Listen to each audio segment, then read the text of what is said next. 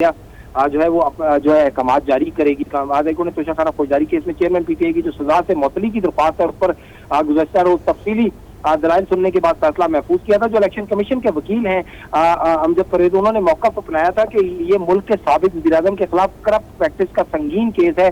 जो ट्रायल के दौरान चेयरमैन पीटीआई 44 समातों में सिर्फ 4 मरतबा अदालत में पेश हुए और चेयरमैन पीटीआई के वकला ने इलेक्शन कमीशन और सेशन जज को विलन बनाया हुआ है। चीफ जस्टिस आमिर फारूक और जस्टिस तारिक महमूद जहांगीरी ने जो है वो दलाइल सुनने के बाद फैसला महफूज किया था। दलाइल देते हुए इलेक्शन कमीशन के वकील ने मजीद कहा था कि इस केस में स्टेट को नोटिस होना जरूरी था, जिसे फ्री की नहीं बनाया गया। कानून में शिकायत कुनिंदा का लफ्ज ही नहीं है, स्टेट का जिक्र है। उन्होंने अदालती दायरे अख्तियार पर कहा कि अपील कुनिंदा ने भी ये एतराज नहीं उठाया कि सेशन कोर्ट ट्रायल के मजाज नहीं, बल्कि वो ये कहते रहे कि ट्रायल सेशन कोर्ट नहीं करना है, मगर कंप्लेंट पहले मजिस्ट्रेट के पास जानी चाहिए।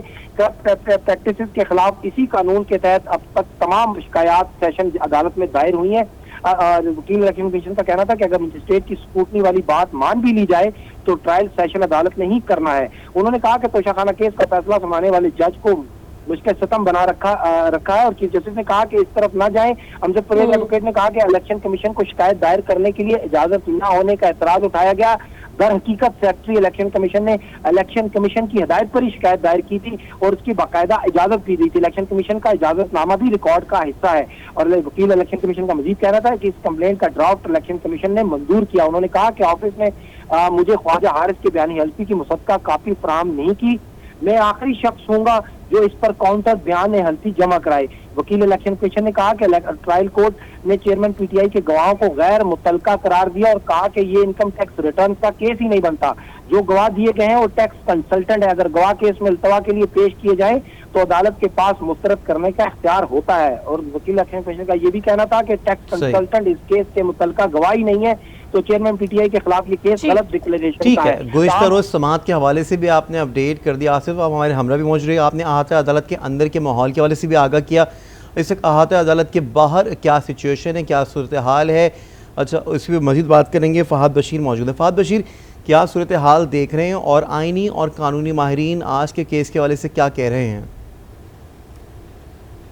जी बिल्कुल, देखें तोशाखाना केस में जो है चेयरमैन पीटीआई की जो सज़ा यानी फैसला जो है आज सुनाया जाएगा। गुज़िश्ता रोज़ जो है फ्रीक्वेंट के दलाइल सुनने के बाद जो है फैसला महफूज किया गया था। इस्लामाबाद हाई कोर्ट के चीफ जस्टिस आमिर फारूक और चीफ जस्टिस जो है ताहिर महमूद जहांगीरी की जानिब से ये जो है समाअत की गई थी और फ्रीक्वेंट की जानिब से जो है दलाइल दिए गए थे।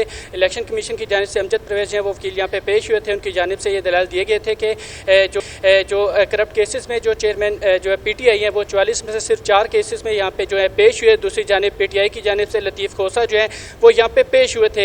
यहाँ पे अभी देखा जा सकता है कि जो इस्लामाबाद हाई कोर्ट के बाद जो है सिक्योरिटी के सख्त इंतजाम किए गए हैं। यहाँ पे याद रहे कि तोशाखाना केस में जो है जो एडिशनल सेशन जज हैं हुमायूं दिलावर, उनकी जानिब से चेयरमैन पीटीआई को 3 साल जो है 3 साल की सज़ा सुनाई गई थी। उसके साथ 1 लाख जुर्माना आयद किया गया था, जिसके बाद जो है चेयरमैन पीटीआई को लाहौर से उनकी रिहाइशगाह से जो है उनको गिरफ्तार किया गया था। उसके बाद उनको अटक जेल मुंतकिल किया गया था।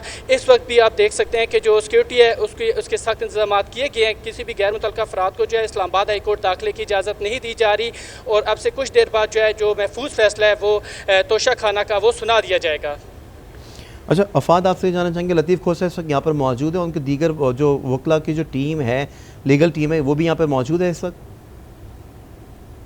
जी बिल्कुल, देखिए जैसे कि गुज़िश्ता रोज़ जो है अदालती अमले की जानिब से पीटीआई के वकला को आगाह किया गया था कि 11 बजे फैसला सुनाया जाएगा, तो पीटीआई के वकला जो है बड़ी तादाद में जो है इस्लामाबाद हाई कोर्ट जो है वो पहुंचना शुरू हो चुके हैं। देखा जा सकता है कि जो वकील हैं इलेक्शन कमीशन के अमजद परवेज, वो भी अब से कुछ देर बाद यहाँ पे पहुँच जाएंगे और जो पीटीआई के वकील हैं लतीफ़ खोसा, अब से कुछ देर बाद जो है वो बाकायदा तौर पर जो है इस केस के जो समाअत का सिलसिला जारी रहेगा उसमें जो है वो पहुँच जाएंगे।